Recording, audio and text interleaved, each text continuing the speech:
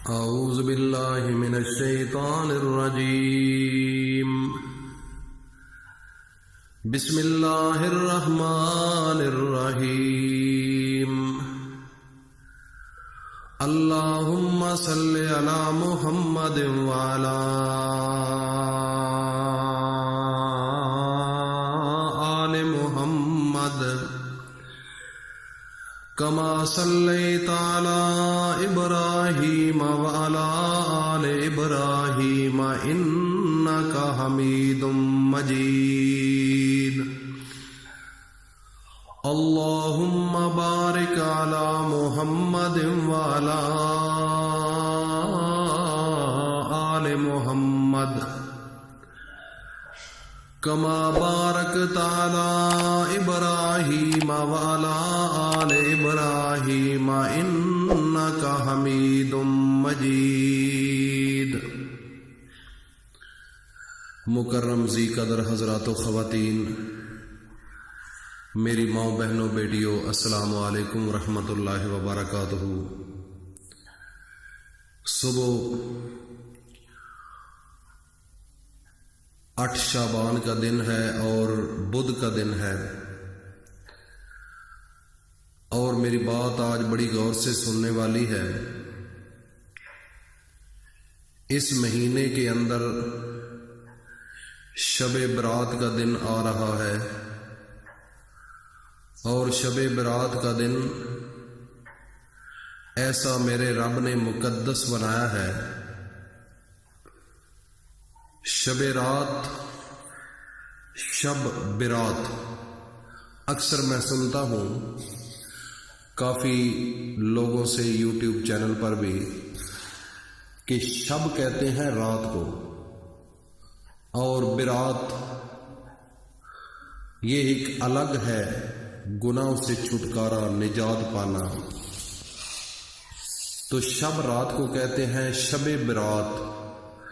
یہ رات چھٹکارے کی رات ہے، گناہوں سے بچنے کی رات ہے.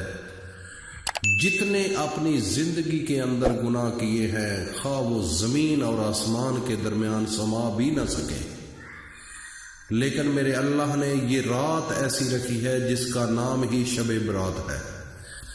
جتنے گناہ ہوں میرا رب اس رات کو جو صدقے دل کے ساتھ میرے رب سے معافی مانگے گا، میرا رب وہ تمام گناہوں کو معاف فرما دے گا. تو شب برات یہ 15 شعبان کی رات ہوتی ہے، اور جو دن ہوتا ہے وہ 15 شعبان ہے. اگر شب برات کا ذکر ہو تو شب برات رات کو ہوتی ہے 15 شعبان. میرے نبی حضرت محمد مصطفیٰ صلی اللہ علیہ وآلہ وسلم نے اپنی پوری زندگی کے اندر 13، 14 اور 15 جو مہینے کے درمیان میں یہ 3 دن ہوتے تھے، کوئی بھی مہینہ ہو، خواہ محرم ہو، سفر ہو، ربیع الاول ہو، ربیع ثانی، کوئی بھی مہینہ ہو، آپ 13، 14، 15 جو درمیان میں یہ دن ہوتے تھے، چاند کی یہ تاریخیں ہوا کرتی تھی، تو آپ روزے کا اہتمام کیا کرتے تھے. تو ناظرین، حضرت محمد مصطفیٰ صلی اللہ علیہ وآلہ وسلم خصوصاً اس مہینے کو زیادہ عبادت کیا کرتے تھے. ان سے پوچھا گیا تو انہوں نے فرمایا کہ اس رات کو، اس مہینے کے اندر ایک رات ایسی ہے شب برات جو تمام گناہوں سے انسان بخشا جا سکتا ہے. ایک دن کا واقعہ ہے کہ حضرت عائشہ صدیقہ کی روایت ہے کہ شب برات کی رات 15 شعبان کو حضرت عائشہ صدیقہ رضی اللہ تعالی عنہا جاگی. رات کو وہ پہلے میرے نبی کے پاس تھے، لیکن بعد میں جب آنکھ کھلی تو نبی کریم صلی اللہ علیہ وآلہ وسلم موجود نہیں تھے. تو ان کے ذہن میں خیال آیا کہ ہو سکتا ہے کہ کسی اور بیوی کے پاس چلے گئے ہوں.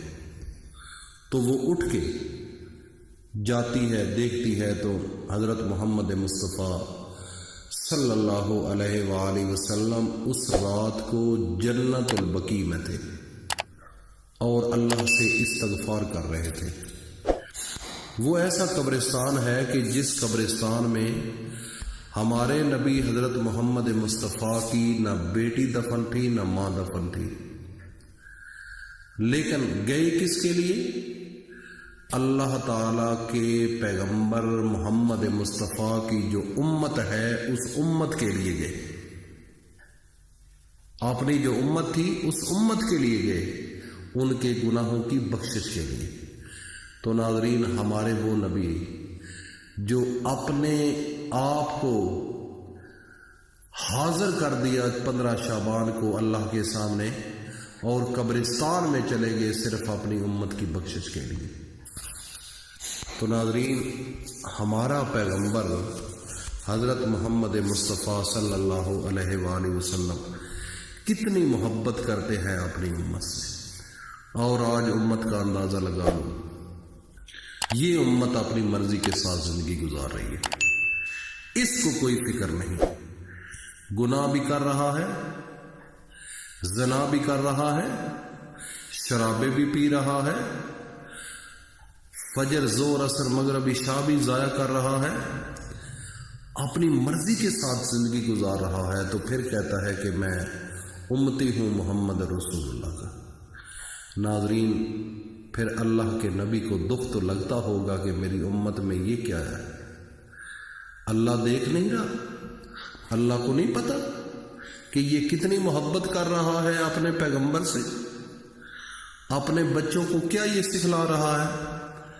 تو ناظرین، ان سے بچنے کی کوشش کرو۔ کل بدھ کا دن ہے، آج میں بتانے جا رہا ہوں، کل یہ میری ویڈیو جو ہی دیکھو تو آپ نے ایک کام کرنا ہے، تہجد کے وقت، جب تہجد کا ٹائم ہو، جمعرات کے دن، کل جمعرات ہے اور کل بدھ کا دن ہے، اور کل آپ نے استغفار کرتے رہنا ہے تاکہ میرا رب آپ کو توفیق دے۔ اور تہجد کے وقت اگر آپ اٹھ سکیں، آج اگر کوئی سن رہا ہے تو صبح ہی اٹھ لے، اگر کل کوئی سنتا ہے تو اگلے دن اٹھ لے۔ تہجد کے ٹائم، تہجد سے جب فارغ ہو جائے تہجد کی نماز پڑھ کر، تو اس کے بعد بیٹھ جائے اور بالکل اپنے آپ کو اللہ کے سامنے سپرد کر دے، اپنے آپ کو اللہ کے سپرد کر دے، اور اپنے نبی حضرت محمد مصطفیٰ پر 3 بار درود شریف پڑھے۔